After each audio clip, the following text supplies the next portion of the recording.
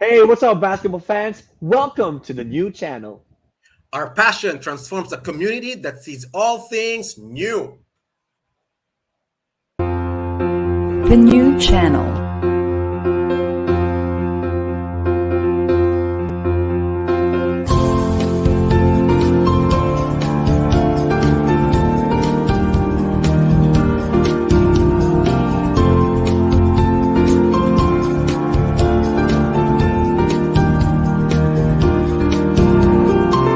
The new channel. Hashtag TNC Now.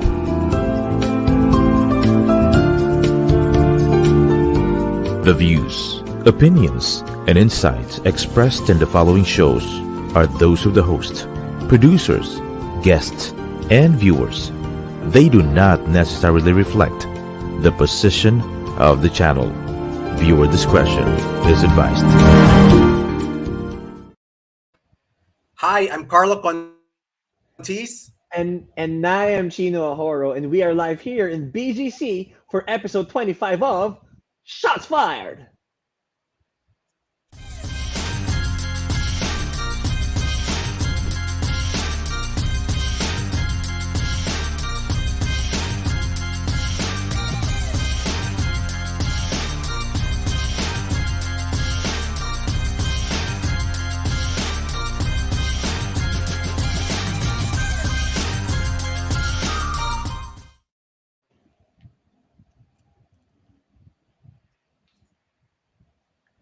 All Good evening, right. mga ka-shots fired. Good evening, mga ka-Shots Fired. Good evening, partner. Kamusta ka, man? I am really good. I'm very excited sa episode na to. Parang buong linggo natin to pinaghandaan, bro. Correct. I'm sure you're very excited because I am so ecstatic, man. I mean, I can't imagine, I can't believe that we're actually be doing this. And for our viewers, to let you guys know, ang lupit talaga nitong guest natin. One of the Legit best, to, legit. legit 100% baller, one of the best here in the Philippines. And to give them an introduction, right? To give our viewers an introduction, this guest of ours, okay, former PBA champion, 2009 Fiesta Conference with the San Miguel Beermen, legit, kampiyonato sa PBA, PBA All-Star, okay, PBA Legit. Sixth Man of the Year or Mr. Quality Minutes, okay, sa Paklapak. NCAA naman with the Letran Knights, champion noong 1998, MVP noong 1998, meeting Sabay. L5 noong 1998, okay, Lupit. ang lupit, 'di ba? Pare, ang Lupit, kasama pa niya bro. dito si Billy Mundo pa. Can you imagine that, 'di ba? And then sa Metropolitan Basketball Association, MBA, champion din siya with the San Juan Knights. So champion na sa Letran Knights, champion pa sa San Juan Knights. So SEA basically, Games, gold oh, medalist. wow. So basically, kahit saan sa pumunta, nanalo siya. Anywhere. Anywhere champion, anywhere gold. Okay? Malupit. So, with that being said, Huwag natin okay, let's patagalin. bring him. Yeah, let's bring him on the studio. Let's all welcome Mr. Chris Calaguio. Hello, good evening. Yeah, good Yun! evening. Thank you Totoo po, for legit. thank you for inviting me here in your show. Looking forward to satisfactory answers that you Grabe naman. expected from me. Napaka-modest. Yeah. Napaka-modest. Napaka-humble. Yeah, I know. Kasi shots fired. So, Napaka-humble. mabuti na yung clear. Pero Kuya Yeah. Chris, huwag ka mag-alala because first things first, the pleasure is ours. Okay? The mere fact that you're here with us, sumama ka sa amin, we are so delighted. We are so ecstatic. And to kick off this interview, okay? First question, sir, paano ba kayo nagsimula sa basketball? How did you start with basketball? Who influenced you to be a basketball player? Yeah. First of all, I'm really honored to be here. Thank you for being part of your show. Secondly, uh, you know, uh, when I was still small, it's really my dad who influenced me to play basketball. He used to be, well, he didn't reach pro. I think that time, parang, I don't know what's the PBA called pa that before, but he reached that level where I think it's almost pro. So maybe I don't know how we call it. Maliit pa ako noon. Anyway, it was my dad who, somehow opened my eyes through this sport, and then I started to kind of like it, adapt to it. All the while, it's been my hobby, and until it became my life. Uh, Talagang my dad really guided me all throughout. And, growing up, starting from a parang small size ball pa lang until it improved and Lahat tayo got merong into ganyan, the no? Growing up. yes, and I got Yes. into the regular size ball na. Yeah. So, talagang all throughout those years talaga. It was my dad. So, Kuya Chris, nag-i-ensayo ba kayo kasama nung dad mo? Or may mga natutunan ka ba na pwede pang gamitin ng mga millennials ngayon? The thing is, he gave me drills, siyempre mga dribbling drills na, where you can all see it in the social media right now, so any platform talagang pinapakita ng mga drills. So it's really, it all boils down to, it's the basic pa rin talaga, basic of basketball. So, um, um, and then I think what gave me the edge on improving faster aside from playing regularly is that when I was still young, I used to play with older guys like my dad's group. Talagang elementary pa lang ako, grade school pa lang. I always play with old guys na talaga. So, it's really tough. And then, you really you really need to find your way Siyempre. getting those shots, di ba? Ang hirap di ba? Correct. Kasi they'll bully you, they'll really, you'll get hurt talaga, totoo yun.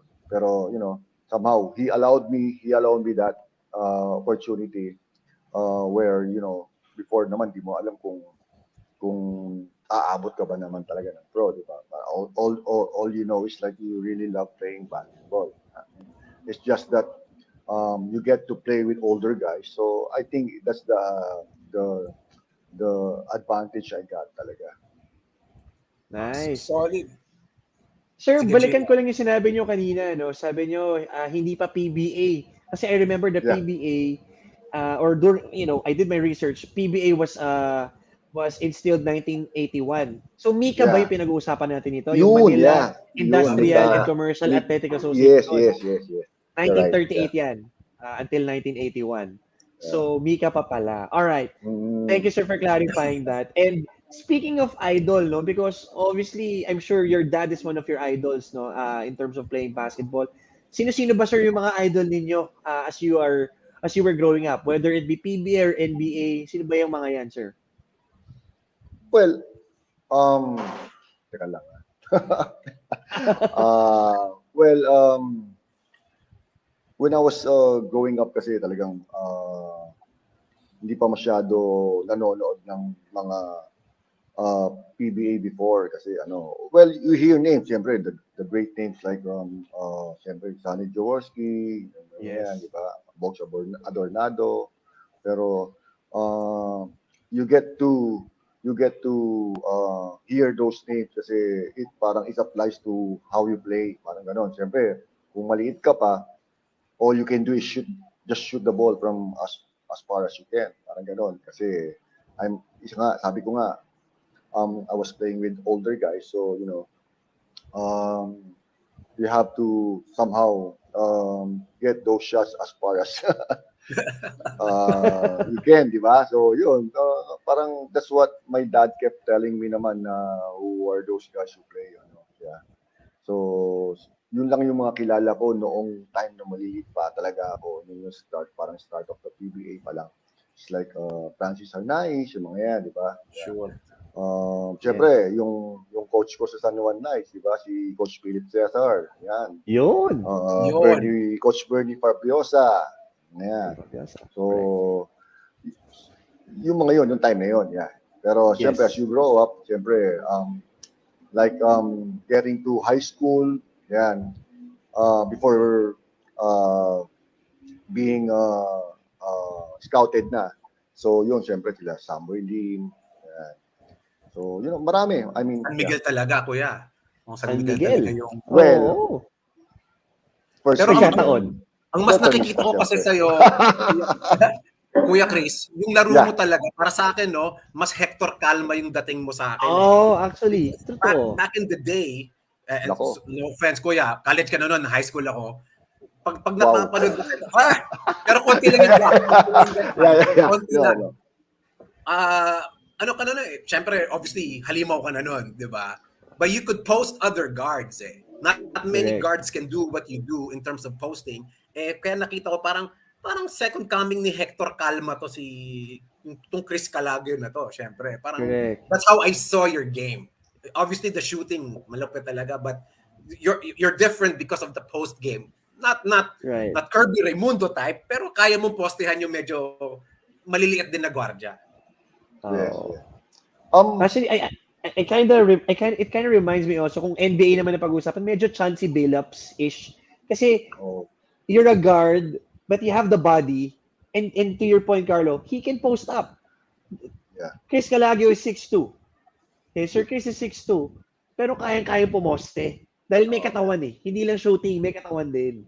Diba? So, Saka nung 1998, anyway. higante ka na nun. Nung 1996. Correct. Correct. well, Tama. ako talaga wow. I mean, I'm really overwhelmed kung I'm being in the likes of Boss Hector Calma, di ba? He's really a legend. The thing is, siguro nga when I finish playing for Letran and then had the opportunity to play for San Juan Knights. Well, first thing kasi I chose San Juan Knights muna. I mean NBA before getting to the PBA and applying for the draft. Kasi I feel na I still need to hone a lot of things for my skills para to last longer in the PBA, diba? That's where I started na parang learning to post up and everything. Coach Philip gave me the chance to explore those skills and mastering it at the same time. Kaya somehow it benefited me when I got to the PBA. So kuya, thank you. Nabanggit mo yan kasi kasama sa mga tanong namin yan. But inuna mo yung Metro Ball sa... Ganun ba? Sorry Oh, okay lang. Advance pala ako. Ayos lang. But curious lang ako, no? So you made the move, no? Obviously, I believe you were scouted to go to Letran. I'm assuming that because you are as good as you are. Pero why make the decision to move from high school in San Beda and move to Letran? Is that more of an opportunity thing? Okay. Ano yung decision process? Ano yung started nun? Oo. I'd like to clarify that. Diba? Okay, I'd like to clarify Yes, that please. kasi my wife's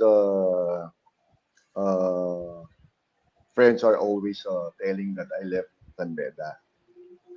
Kasi my wife is a Bedan lawyer, so I did not actually leave San Beda. I tried out when I graduated high school. I tried to get a spot for the college roster sa Beda. Unfortunately, siguro that time they feel na I'm not really the guy there really looking into that could help them. So siguro I don't know the reason pero puno pa sila that time eh. Maybe. Pero I tried to attend practices and then show up there. Pero I think they're not interested. So until I was really thankful na itong I'm sure familiar kayo kay Coach Monch Gavieres. Kilala nyo ba si Coach Monch Gavieres? He's one of Mas the... kilala namin si Ado Badulado eh. Kaya Oo tama, correct. Assistant coaches siya. One of the assistant coach of Alaska. Pero he used to be my neighbor in Merville before. Merville, Parañaque. So, Parañaque lang. Actually, siya ang nag-open up ng opportunity sa akin to get to Letran. So,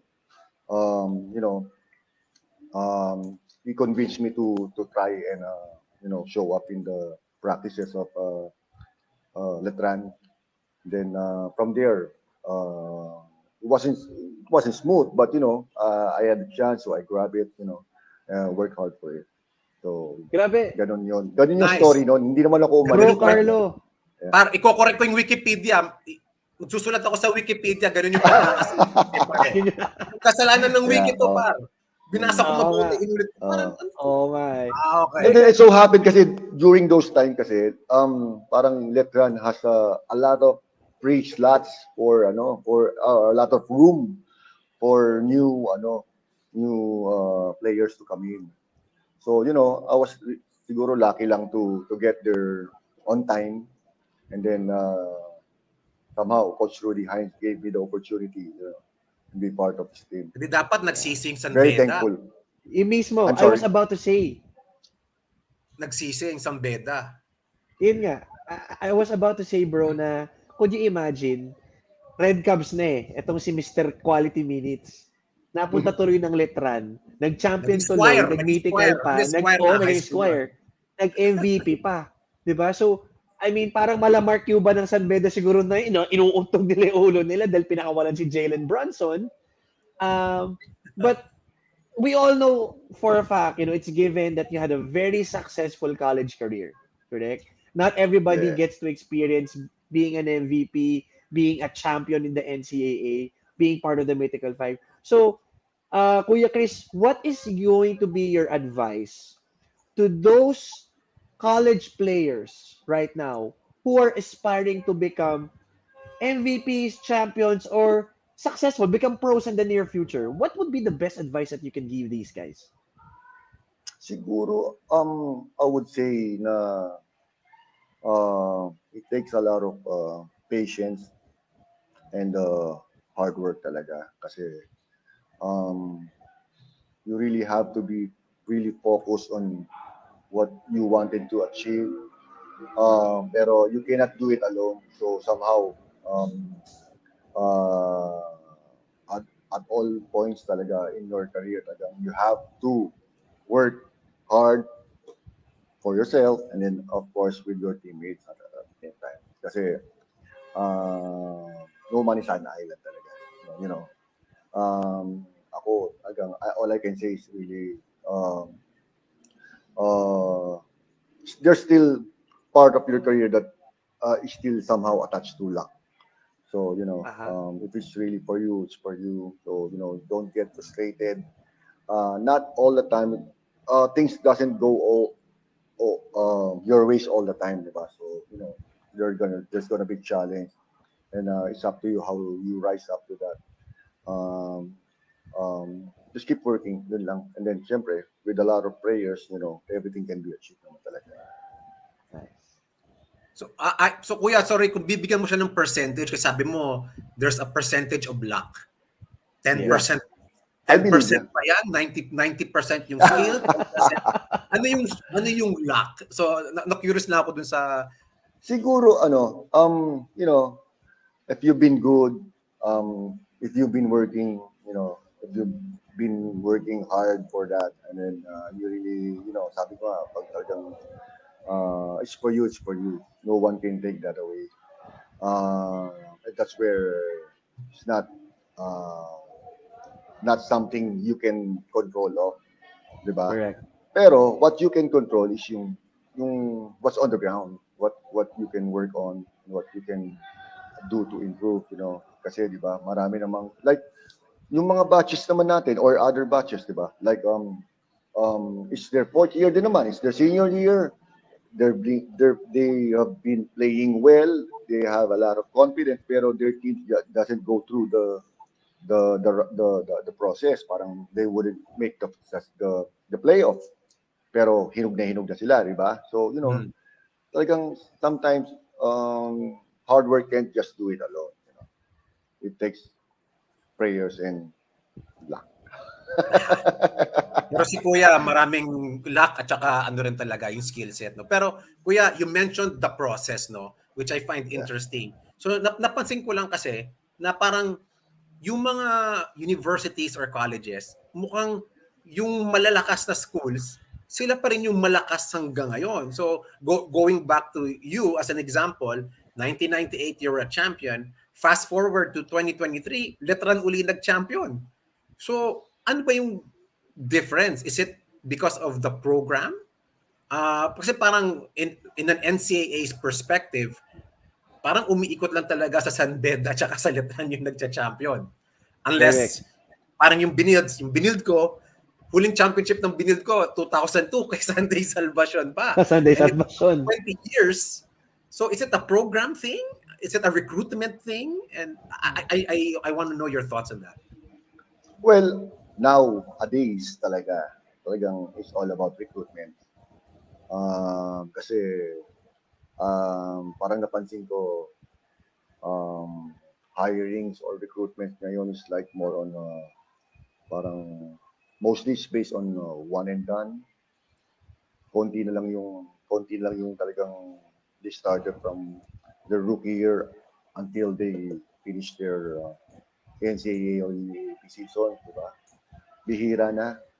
So, parang tingin ko, aside from the program, siyempre yung program talaga, it will make a champion team, those program. Pero without those right materials talaga as part of the recruitment, kahit gaano kaganda programa mo, kung kulang ka talaga ng tao, walang mangyayari dyan. I mean, mahirap, di ba? So, you know, para sa akin, it adds up to ano, parang it's really a partner, yung recruitment and program. Pero if you really at a school that is really based on champion spirit, champion Arriba talaga, Arriba. It's in the Arriba. blood, parang gano'n. So, yeah, parang gano'n. Yeah, pero technically it's all about the right recruitment. Kasi programs naman will always be there. Nowadays naman, napakaraming magagaling na coaches naman talaga. They have their own programs na rin. They wouldn't be hired naman if they don't have a good championship program, diba? So, materials talaga. It will all get down to materials talaga. All right. Nice. Now okay. You just mentioned about the program, about an amazing program, and a great recruitment team. Combine that together, and that will probably comprise of an awesome championship team, right? Now let's talk Renz Abando, because si Renz Abando kasi one of the, I would say, upcoming legends, superstars, in our country. Although Sa hindi Korea, siya sa naglalaro dito Korea. sa Pilipinas, sa Sa Korea Korea siya muna. naglaro, napa-champion niya ang Korea. But prior to the Korea stint, he was with UST, na-recruit ng Letran. But Kuya Chris, ikwento mo naman sa amin, paano ba unang emerge yung pangalang Renz Abando sa basketball scene dito sa Pilipinas? Well, Renz is Renz living in Pangasinan for like almost his life. He studied grade school and high school dito sa Ordaneta until graduating then he just walked in our tryout actually in PLCST. Wow. Walk in lang, as in no, I have no idea who he was, what can he do, parang ganon. His name's not even mentioned in the high school teams here or parang players man lang ganon. Wala. As in zero knowledge of when it comes to knowing him. Pero when he walked in, talagang I saw potential talaga in his build. Parang Renz has a special parang talent or skill na I couldn't see from other players dito sa Pangasinan. I didn't see, yung chase down, yung airtime niya, although yung airtime lalo na. Pero it really improved yung leaping ability niya was improved talagang during trainings and everything naman na talaga, di ba? So, we have yung my assistant coach, Sunny De Jesus, really trained him speed and agility, and then me and Coach Jun Marsan really tried to fill in or what he needed to learn from offense and defense at the same time. So, um, uh, ang maganda kasi kay Renz talaga noon is yung attitude niya talaga he's really keen on learning and he really works hard. Pero siyempre, marami namang setbacks, di ba? Kasi, his family didn't come from well, financially, stable family. Pero somehow, we helped him and then he managed to survive all throughout those, until he got scouted na. Yeah. Talagang, ang bilis niya mag-improve. Ang bilis niyang gumaling. Ang bilis niyang pumick up. I think that's the very advantage a player can get, can achieve siguro comprehension. Madali siya mag-comprehend ng mga so naturally gifted siya, kuya. Yes, actually, isa na rin yun. And then he can really pick up systems and what do you call this, mga instructions as quick as he can. Nice. Solid yun ah. Wow, so yun amazing. Yeah, from UST, I think he went to UST first, and I assume it was easy for you to get him back to Letran, I guess. I mean, to recruit. No, I'm just want to clarify that, no, we were just me myself, talagang I was just really advising Renz, pero I leave the decisions to him. Parang he has an agent, so somehow I can base my advices on what I experienced. So, pero at the end of the day, parang it was really on Renz to decide what he wanted from his heart talaga. Pero siyempre, heart-to-heart talk will always help players naman talaga. So, somehow, if he's confused, he calls me, he message me, and then we talk. Then, yun lang. Pero at the end of the day, lahat ng decision makings naman, nasa kanya na yun. Yeah. So nice. Agents try to call me and try to convince me to bring him here, there. Sabi ko, I'm not his agent. I'm just advising. He has his own agent. And besides, I don't want to parang lock his career with me all to diba? Parang he has his own world. He has his life. Natulungan ko na siya on how he could possibly face all the challenges, and then we are just here anytime if he needs to be, if he needs us, hanggang doon lang kami. Pero other than that, yung decision making talaga sa kanya pa rin. Buhay naman niya. Pero tayo Carlo, we really believe that in the power of foundations eh. Iba pa rin if you start, your grade school, your high school playing basketball in a system wherein you have mentors that will really guide you all throughout. Like what Kuya Chris said, no, hindi naman siya ang ahente eh. Pero because of his experience, because of what he was able to achieve all throughout his career, playing career, nabigyan niya ng insight si Renz Abando. And look at what happened now. Champion sa Korea. Import ng Pilipino. Could you imagine that? Diba? So, if there's one thing na I'm really proud of whenever they say on parang talk about Renz is yung nakinig siya sa akin. Kung nakita niyo lang paano siya tumira ng jump shots noon talaga, grabe. Ang layo compared to how he shoots now. Ang tumira ngayon eh. Kung ikaw yung nagturo ko yan, gagaling talaga yan. I'm really thankful na somehow he listened, kasi otherwise imagine those, he has a leaping ability. Ilan yung vertical niya? Sabi mo ng 6 inches or whatever, or higher than that. Pero he doesn't shoot as high as that before. He doesn't even jump that high in terms of shooting jump shots, jumpers.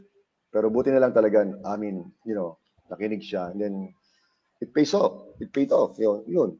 Right now, pag Yes. tinitingnan ko yung mga quick jumpers niya, parang, yun, buti na lang nakinig ka. Parang yun. That's my insight always talaga. Otherwise, I started watching itong si Renz, I started watching him kasi may nag-forward sa akin, panuorin mo to, dinakdakan si Kai Soto. Si Renz na pala yun. talaga, yeah. It was that highlight. Pero, High school, there was a few years back. It was forwarded to me like, hey, watch this guy. Mga katropa ko, may dinakdakan si Kai Soto. Like, who's this guy? Like, taga-UST yan, bro. Mga gano'n. Like, okay. Actually, nung nandito pa si Renz sa Pangasinan before, yung nasa PCST pa kami, I had this great, good point guard. Ang galing pumasa. So, somehow we decided, we designed a play for somehow to get that somehow his dunk, parang ganon. Pero, after making one spectacular move, parang all of a sudden, whenever we have a game, napupuno na yung gym dahil kay Renz. Talagang iba talaga. So, Yeah. it's really, that's where na really is a rising star talaga. Nice. So, Solid. again, to everybody who doesn't know, okay, Tatak Calaguio, in a sense, ang Renz Abando na nakita natin ngayon, ha?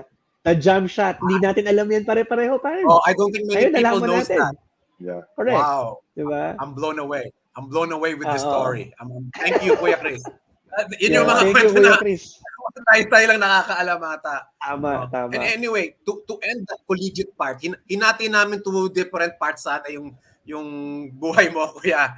Last na lang, early years college, who do you think are the top 5 Letran players ever? Yeah. Isama na natin yung sarili mo. Ever? 4 na lang. Oo. 4 na lang. Top 5. 4 na lang, kasama ka na ron. Syempre, ang dami. Well, Kirby Raimundo. Yun. Sure. We have Willie Miller, di ba? Willie Miller.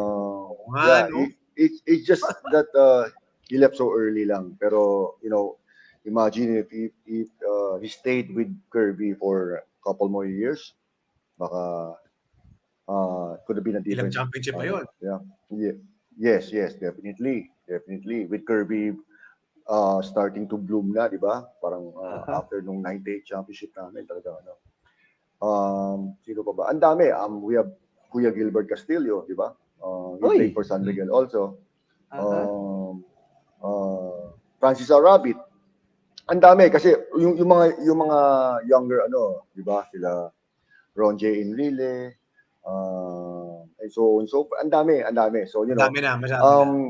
sa Letran talaga is really parang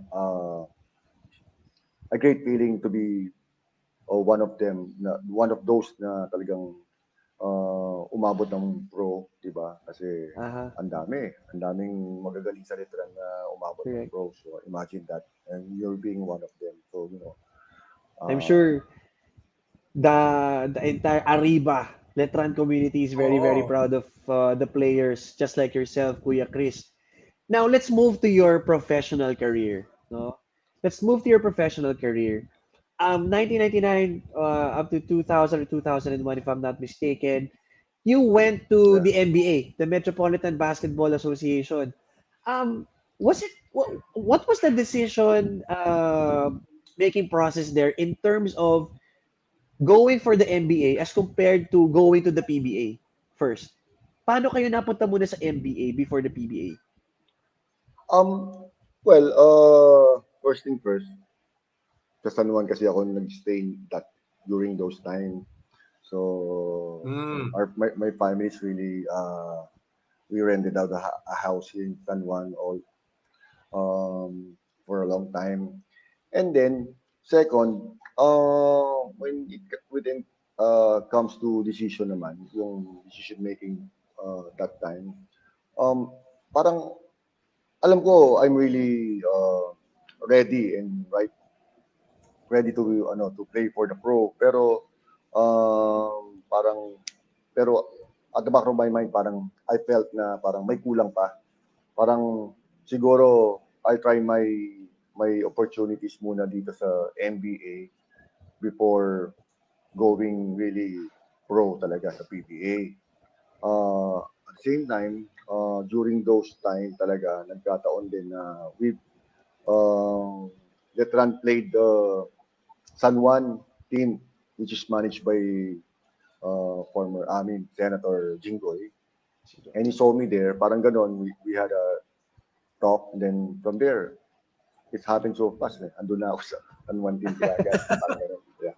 College MVP ka na, tapos feeling mo may kulang pa sa laro mo? Kaya nga Yeah, eh. iba rin talaga kasi talaga ang pro. So, Wow! pag PBA, you have to be ready talaga to take all the challenges na. Pero I feel na parang di ba usually pag rookie ka, it's not all players that given a chance to play as much playing time during your rookie year. So, parang may timing din ba? Parang ganon. Parang, Aha. I feel na that time parang it's not yet really the best time to go for the draft. Kasi di ba tinitignan mo rin yung mga players na Kalaban. who would go for the draft talaga. So parang baka hindi pa yata time to. I'll try to muna dito enhance more of my skills and get more experiences from the NBA. Alright. That's interesting, no? So, malamang, kung sakaling nag-PBA ka, baka si na Romel Aducol yung nakakasabay mo. Probably or Metropol not mo na even siya. mga Metropol mo na. yeah, Metro mas Stars pa. muna si Adukol eh. Oo, Metro Stars pa Stars. siya. I played play against him pa for I think a year before he okay. And remember guys to our viewers, nag-champion ang San Juan Knights during the time that Chris Calaguio was there. That was year 2000. Okay? Basic. 2000, yeah. That was 2000. Okay. Sir, you're already somehow mentioning about the PBA, no? I just want to follow up on that answer we're in. Anong ba ang diferensya ng NBA sa PBA? What's the major difference that you were able to experience? Diba? Sabi nyo, gusto nyo muna pumasok sa NBA, depende sa kalaban sa PBA draft, ganyan. But what you've experienced both, anong diferensya? What's the major differences between the two leagues? Well, siguro number one, big names, di ba? Second, NBA is more of a homegrown players. So somehow hindi ganun kalayo yung skills from other players and teams, parang ganun. And then I'm very confident with playing for San Juan kasi I got parang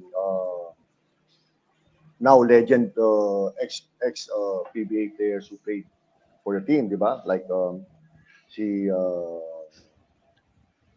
Bonel Balingit, he came from he came from the PBA. Si Maki De Hoya, sino pa ba? And then si Rudy Distrito, and then yung brother ni Datang, Noli Lipsin, di ba? So then you'll be playing against you'll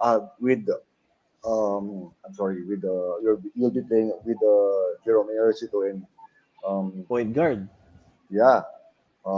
That's the tall point guard, di ba? Then Chito Victolero, di ba? And, being surrounded with it, guys, parang you feel na mas mabilis kang mag-mature. So True. I'm really looking at more maturity for me, for myself, di ba? And then kasi you will be coached by Coach Philip Cesar din at the same time, and Coach Bernie Fabiosa. Somehow, uh, I wanna take it slowly, parang ganon. Kasi um, alam ko kasi parang once na ma-culture shock ka or ma-shock ka sa pagdating sa PBA, others don't make it that long enough. Di ba? Parang most rookies are not given the chance to play the minutes they needed to somehow show their talent and their skills. So parang ewan ko, I felt na parang may doubt pa ako na siguro dito muna ako before jumping to the real road. So, sobrang I am super impressed, Kuya Chris, sa thought process mo na ganyan. I'm blown away talagang. Galing, Kasi no? yung ibang mga tao parang naaatat eh. Kasi nabanggit mo na rin kanina yung mga nag-one and done. Ngayon, hindi ko na babanggitin kung sino yung mga player na yan. So parang ganun, you took your time. It's like, Chino and I, Kuya Chris, just to share, we've been in the workforce, nagtatrabaho na kami for years and years. And, it takes a while to get to the next step, to get promoted and whatnot. But you seem to took care of yourself first. Na parang, I'm gonna do it because it's what I want to do. And I think that's a great lesson to teach in life, no? Not just in basketball. Gusto ko lang ilabas na I'm super impressed. Galing. I'm Husay. Thank you. Yeah, thank you. No, more than blown away. sabi ko nga, it's really somehow you have to gauge it with the right timing din, di ba? So timing din talaga is very important. So you can't just say na, oh, I'm good, I know I can make this one. Parang pero when you get there, parang biglang masasyak ka na lang na parang ganito pala. So I don't know, parang talaga sabi ko nga, luck and timing. No, you're hard work, Kuya. You're all hard work. I noticed it. No? Yes. But you mentioned timing already. Yeah. Nabanggit mo rin It's timing. It's natural naman for sorry, every Ikaw muna. sorry. It's really natural naman for all aspiring pros naman to work hard talaga. Kung gusto mo naman talaga yan. So it shouldn't even be an issue in terms of working hard. Talagang nasa yan. You gauge yourself, di ba? Parang gano'n. On how, para at the end of the day, wala kang hindi ka sisisi kung bakit ganito, ganyan, di ba? Alam mo naman, you can see for yourself kung how hard you work for what you're dreaming for. Parang ganun. Solid. But speaking of timing, you mentioned the timing part already. So, what is the difference now? Comparing the PBA back in the early 2000s, now we're 2023.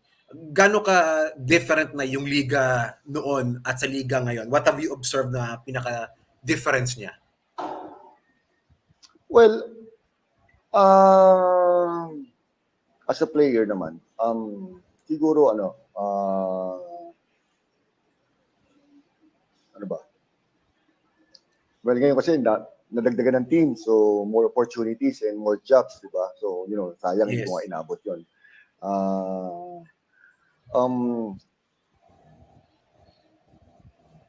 Wala. Lot of talent and ang hirap magsalita eh. Sabi ko na, I Pero, knew it. talking about give me one particular part where you wanted to hear some difference there. Anong part ng anong difference yung gusto mong Chino, can I take this one? Can I take this one? Go for it. So kuya, medyo hindi sinasabi pero napupuna. Mukhang dalawang team lang talaga, dalawang kumpanya lang ang nagpapaandar ng PBA. Parang ganoon ang datingan. Nobody is saying it directly. We have 3 teams there and 3 teams there. I'm not too concerned about the 3 sister teams. I'm more concerned about the farm teams. Can you definitively say na may farm team talaga sa PBA? Walang sumang nagsasabi eh. na may farm team ba talaga? Well, ako, in my opinion, talagang meron talaga. Oh! Meron talaga. I can see that naman. I can feel that. So, peace. Pero the thing is, somehow you can't do anything kasi that's the nature of di ba? Parang that's the nature of the sport where giant companies are more capable of doing so. And I believe na naman na if anyone can get the opportunity or the chance, to somehow do that, why not? It's for the best for I mean, it's for the company, it's for the team, di ba? Parang ganon. I would say na if you get to those teams where you're being used more, that's good for you, di ba? I mean, who wouldn't want that? Parang it's a win-win situation kasi regardless, you get the exposure, and that's what all players lang naman wants for playing, di ba? The exposure, Makalaro lang. yes, Kalaro. Share your talent. Yes. Otherwise, who wants to naman sit down and watch the rest of the game? Ako kasi I mean, in the last for the last I think 2 or 3 years ko sa San Miguel, I wasn't playing that much. Talagang lineup hindi. Oh, yeah, talaga. Pero tail end na ng career mo yun, kuya, di ba? Medyo tail end mo na yun eh. So, iba pa rin yung... I wouldn't say that. I guess that's what the fans yeah. are. Sige, I wouldn't say that. I wouldn't say naman na parang I'm running out of fuel. Kasi wala naman akong injury eh. So, I feel na I'm really honored to be with, San Miguel team, di ba? All throughout my career, the rest of my career. Pero the last 2-3 years naman kasi, when I wasn't given the chance to play, kasi nga, star-studded naman yung lineup. Full pack naman yung lineup ng talents. I can admit that. Talagang gano'n naman talaga. It happens, di ba? Talagang anywhere. So, wala ka naman choice. Pero the thing is, I have no injury. So, I feel na if I move to or get a chance to, to find another team, you don't know what would happen, di ba? If I get a chance, I could still play that time. Pero ito, I had an incident with I don't know what year was that. I forgot. Pero I had the chance to be playing for Ginebra. Uy. Wow. Okay. Yeah. Nobody siguro ilan lang may alam nito. Pero kasi naman when I got to San Miguel, it was Coach Jong Chico who parang who believed in my talent. And then I played for him from Shell, diba? Coming from Shell, disbanded. Yeah. Shell disbanded. Then, San Miguel needed a role player. So, they believe in me. They gave me a chance. So, I was able to perform naman, diba? As a role player naman. So, somehow, when Coach Jong was parang moved to San Miguel, and then I wasn't really in the lineup for the longest time sa San Miguel kasi punong-puno nga. So, there was a deadline. There was a deadline for, di ba, for final lineup, kung may trade deadline before the playoffs. Coach Jong talked to me and he said, na kasi nga hindi naman ako naka-line up, so they can easily get me. Wow. So That's a ngayon, huge revelation. this is what happened. Oh, yeah. This I'm is blown true. away. Grabe. Yeah. This is true. Ito rin ang hinanakit ko talaga. That's why I ended up 2009 retiring. Before the trade deadline or before the deadline for the final lineup para mag-playoff, di ba? Nagulat na lang ako, playoffs, bigla ako naka-lineup. Wala naman Bigla ako ka slot. nalang niline up. Oo. Sayang, Yeah. sana naghineba Totoo ka na yan. lang, sir. Sana Actually, naghineba ka na lang. Sino coach namin nun? Sino coach namin that time? Hulaan mo. Saan, sir? Ginebra or sa San Miguel? San Miguel. Yeah. Ron Jacobs? No, that's coach. No. Ron Jacobs older pa yan, brother. Yeah, older yan. Hindi ba si Jong na, sir? Tama, di ba? Jong yung Chico? Hindi, coach Jong 2000. nalipat na sa Ginebra eh. Sino naiwan doon? Oh my God. Yan. Chris Wow. Calaguio is fact-checking us, bro. No. I didn't see this coming. Wait, 2009? Sige nga, do your research. Yan. Pero that's past, it's over. You can't do anything about that. Pero yun lang, parang I could have, from that point kasi in my career, na I could have extended my playing career for, let's say, 2-3 more years.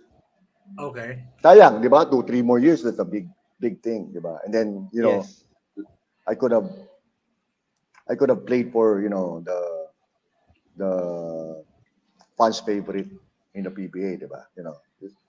Malaking bagay yun.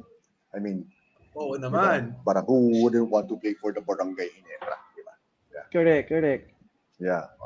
So, yun lang talagang, yun lang talaga yung parang hinanakit ko that time. Pero well, kilala ko na. Naalala ko na kung sino coach niyo nung time na yon. Shot Tangkinsen, who became the coach of the Ginebra Gin Kings eventually. Sayang! Yes, sayang talaga. Sayang lang. I felt really, pero nothing against him, pero maybe he's just doing his job. Parang he knows how I play. He knows correct. I'll be a headache for him when I get to Ginebra. Parang ganun. Siguro, we don't know, di ba? Parang I don't even know the real reason behind that. Pero that was sayang. That was supposed to happen. So sa akin lang sana nangyari kasi I always wanted to experience playing for the crowd favorite din naman all the time. So if natuloy yan, kasabayan mo si Bal David. Hindi. Tapos Wala na si Bal David noon. Tapos na si Bal David. When I was playing, JJ Hildebrand. Yes, JJ na yun. Kasi JJ Hildebrand is the Mark. Fast and the Furious na yan. Yung 2009 na yan. Era na yan. Onwards. Yeah. Wow. Sayang, no? Bigla. Pero, okay, all good. Kaya nga, when you hear about... kwento ni quote ni Sir ang maalala ko mamaya. 3 kwento. Kaya nga I know. Kaya pag, if you mamaya. hear issues about this player deciding to do this instead of doing that, ano na yun, parang, may something na. Yes, okay. Got it. Okay. Loyalty is one thing in basketball. Loyalty is a thing. Yes, it is a thing. How I wish everybody is loyal in their own right, no? Especially when it comes to basketball. Kaya lang, we all know and we understand. Well, siguro baka dun sa mga hindi masyado nakakaintindi, no? Basketball is also always business. Yes. And then there will always business. be someone to being sacrificed or is the sacrifice. Right. Ganun na lang yun. Yeah. All right. Thank you, sir, for that story. Wow, amazing. I still cannot get over it. Yeah, kasi talaga ako yun. It's been with me the whole time kasi I could still extended sana. Pero wala tayong magagawa doon. Pass is pass. All right. Yung nga, sabi ko, baka yun yung talagang the end of my luck, di ba? as you keep on saying, it has to have luck somewhere in it, right? Now, Yeah. Kuya Chris, let's talk Gilas this time. Because you've been part of the Philippine team, nag-SEA Games gold medalist ka sa Team Pilipinas. Let's talk Gilas. Real talk, diretsahan na. Yeah. Ano ba sa tingin mo, Kuya Chris? May pag-asa ba talagang Gilas Pilipinas ngayon sa FIBA? Well, nakita ko kasi yung bracket, di ba? Parang we are bracket with, tama ba? With USA something, parang gano'n, di ba? Italy. Italy, So, Dominican Italy, Republic, it's and really- Dominican Angola. Republic. It is really a very tough job. Parang talagang dadaan ka sa butas ng karayom when it comes to that. Especially that we had been preparing very short for the ano, di ba, mga qualifiers and everything. So ako, I believe kasi na it's really preparation talaga ang kailangan natin. And it doesn't really I don't believe na parang a month or more is really ideally dapat talaga more than 3 months sana yan, di ba? It's the same thing how you prepare for PBA season. Ganun talaga. Where So I you guess, can get Kuya, all- thank you for Where thank you you for can saying get all that. the- Kasi parang follow-up namin dyan yung program. So, Yes, bakit hindi correct. natin masustain yung program? You're right. Oo. A month preparation, wala talaga. Maski nga 3 months medyo malabo. So, ano yung tamang preparation? What do you think should be the preparation time and what kind of preparation do we need to do? Well, it depends naman kasi, di ba? Like, I mean, all coaches wanted to have the longest preparation they can have, di ba? To make sure na everything's in place, everything's in the right direction, something like that. Pero yung nga, kasi when you talk about Philippine team, syempre, parang ano yan iba-ibang pro players na yan coming from other companies, other teams, so somehow basta ito na lang. Nobody wants to deny playing for the national team. Every basketball player, mas lalo na pro, every athlete wanted to play for the national team. That's a guaranteed statement yan. Correct. But the thing is, Okay. Nice. somehow yung Nice. what prevents them is another big problem talaga, diba? Siyempre, Mhm. other teams can't really just lend you to the national team kasi if you get injured or because you're an investment or it's the only time where you get to have parang vacation with your family or something like that, di ba? Maraming chances na gano'n nangyayari, di ba? Yung players passes with this window kasi nga they need rest. They need to rest their injuries and everything. So maraming factors. Pero siguro nga talagang kailangan natin gumawa ng program na para long-term Okay. program talaga. Pero And then, sige, go ahead. no, I just wanted to say, Kuya, na I agree with the long-term plan. We have to have Long-term a plan. long-term, a robust program for our Gilas Pilipinas team. Hindi talaga let's look at the Team USA right now. Team USA, konti lang ang preparation time niyan. Normally pag FIBA and pag Olympics, they send the NBA players. Pero katulad ngayon sa FIBA, the NBA did not send the best players. They sent all-star players. Correct. Some are all-stars, some are role Yeah. players. But this is not really to secure a gold medal We've Yeah. noticed that 4 years ago, nung sila Jason Tatum lang, sila Miles Turner, they were just 6th or 5th in the FIBA World Cup. Diba? So, preparation is really key. Tama ka, Kuya. The longer the preparation, of course, the bigger the chances of you winning. Now, we have an ongoing debate here. ever since we started this show, and ever since we talked about Gilas, sino ba talaga ang dapat na maglaro for Gilas Pilipinas? JC or JB? Justin Brownlee ba o Jordan Clarkson? Para sa inyong palagay, sino dapat ang maglaro para sa ating team? Well, they have a different style, different kind of game, di ba? Unfortunately, it doesn't fit the rules of FIBA na they can both play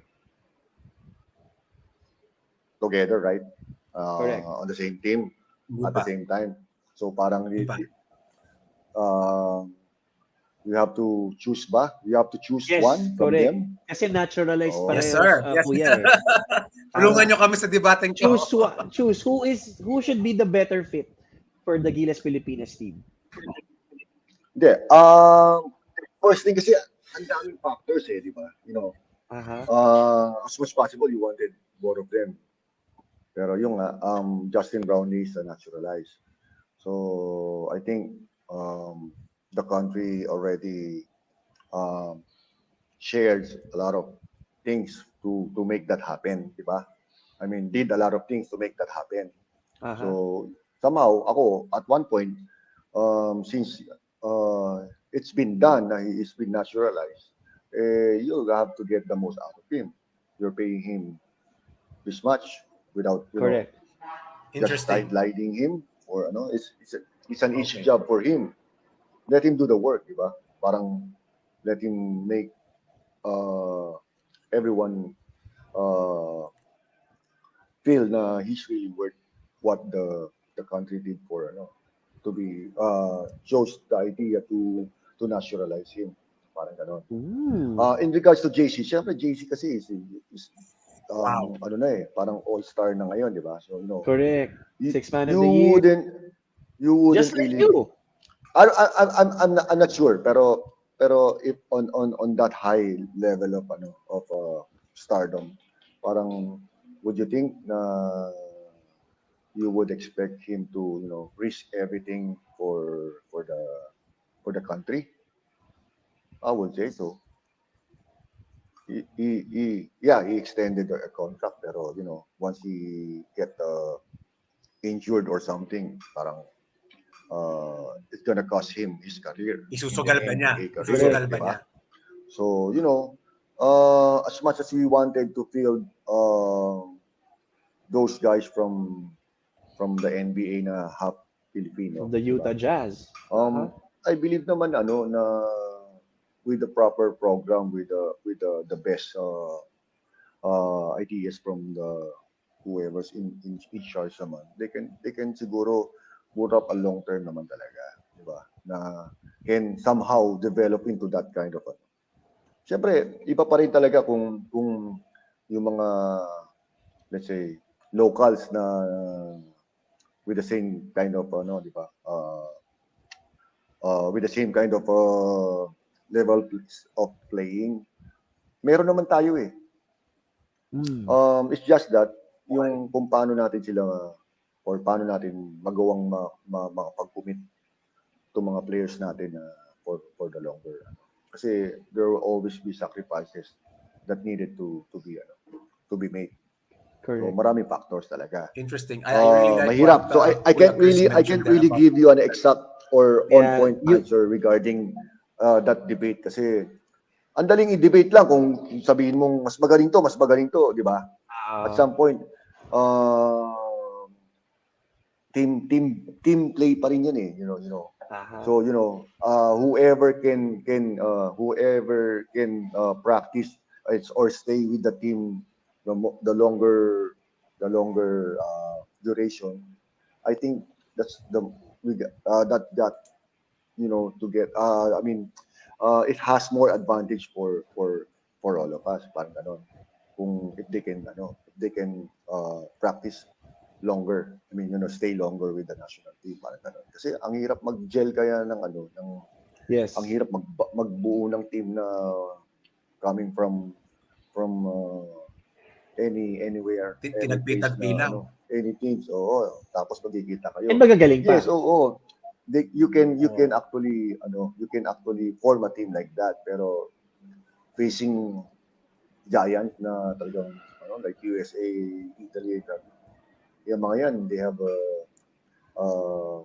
program where their star players from the NBA can just come in, pero they have a core, di ba? Correct. They do have a core. So, Support isa na pa sa lang. pinagtatalunan namin. Kasi parang ano lang, Isa pa po sa parang pinagtatalunan mangyayari yung mga star player natin na gusto natin pasok sa national team. Ako it's just my opinion, pero I can be wrong, or no, anyone can disagree with me, pero ako I think is we have a core, and then those super galing players na lang can come in and help the team para Fill in. Yes, para somehow if these guys can't really commit, may panlabang ka pa rin, may core ka pa rin. Correct. Di ba? Nice. Sino naman bubuo ng Gilas team na below par ang performance yan? Wala naman eh. Nobody does that. I'm sure kung sino man ang head coach yan, like si Coach Shot, I believe in his system actually. I believe in the system of Coach Shot. I played for him. I know what he wants. I know what he wants to achieve. Parang ganun. So, talagang I believe na siguro kung talagang available din yung mga kailangan ng players, and with the right time frame for preparation, ano naman natin siguro. I mean, we can expect to win it all, siyempre, di ba? Pero, the best performance will always come out. Nice. Kahit bronze man lang, makasundot man lang ng bronze siguro. Diba? Yeah. Sana. Kasi beating USA is parang it's a tall order. Yun. Pero, ay, diba? It's a very tall order. That's the reality, diba? Speaking of the tall order, speaking of a tall person, isa sa mga dinidebate namin na ako lang naman ang kumakampi ay Soto. I believe he's gonna make it. Do you think he has what it takes to make it in the NBA? Number one, nobody should disagree in the first place for him not to make the NBA. He's a Filipino. He is one. Ano natin yan eh? Kadugo natin yan eh.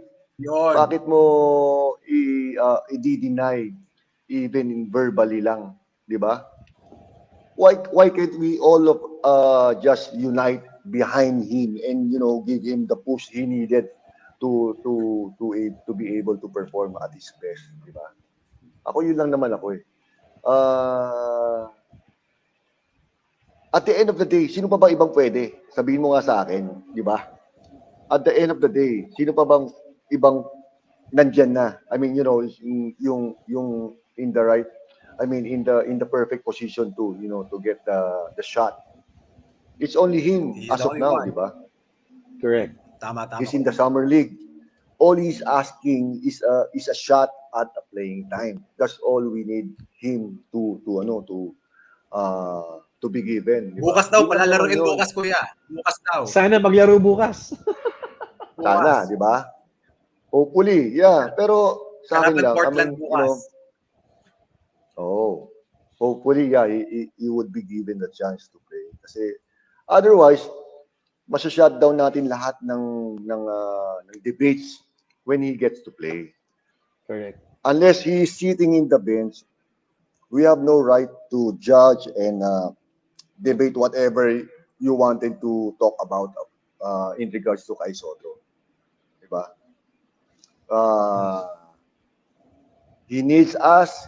He needs all the support from the Filipinos talaga to give him the chance. At least, diba? That's the least. That's the least we could give. We can That's ask the for. least.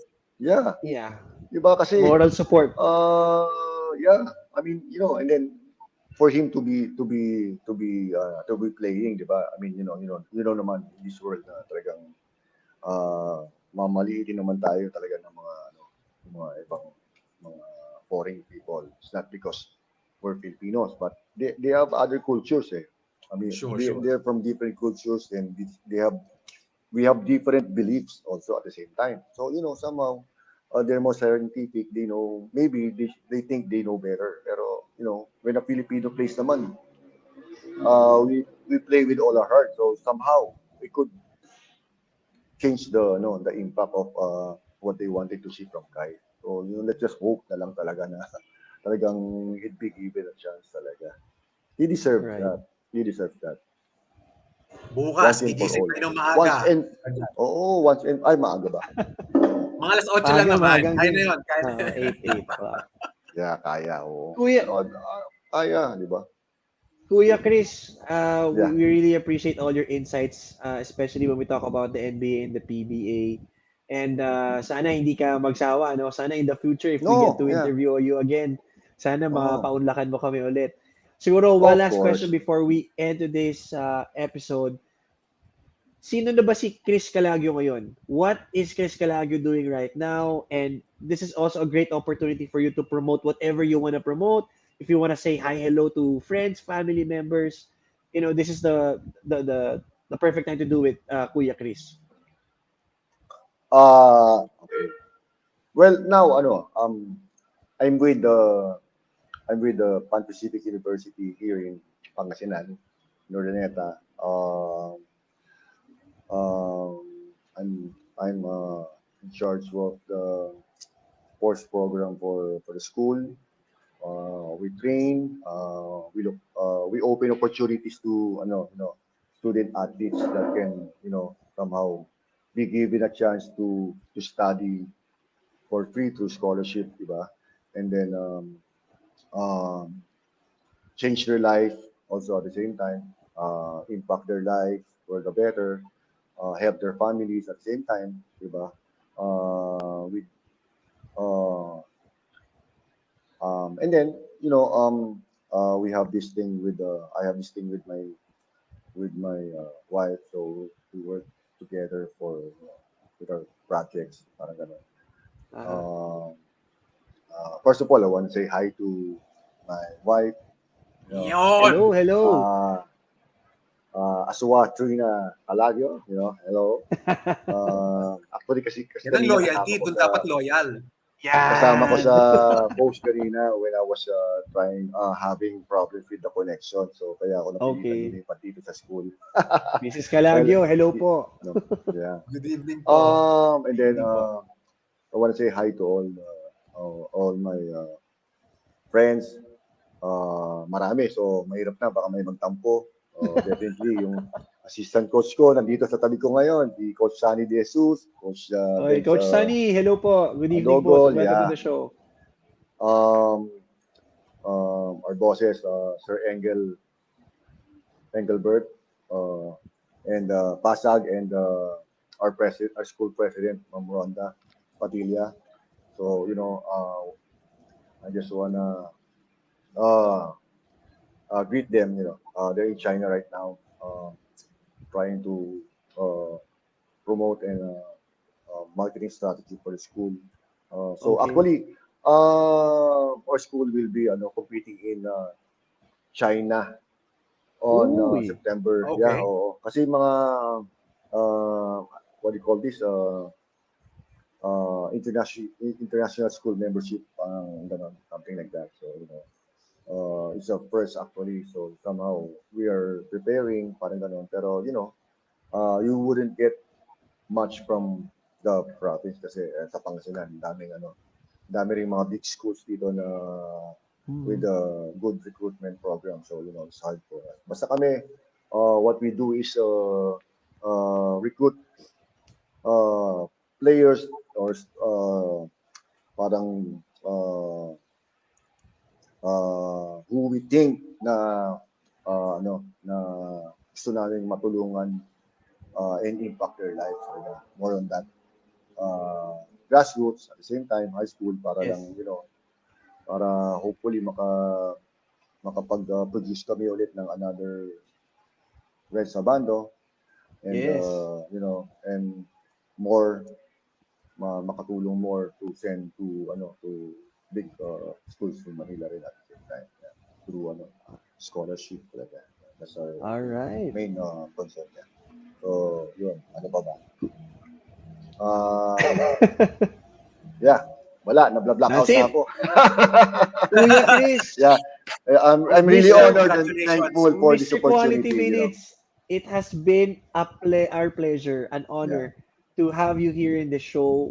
We've learned so much from you, and I'm sure yung audience natin, maraming na-enlighten, no, about what really happened, what really transpired. And I'm pretty sure that Yeah. you still have a very strong following, no, even after your basketball career. So, Carlo, anything that you want to add before we end today? No, again, you to chime in. Thank you so much, Kuya. Again, you're amongst the best who did it.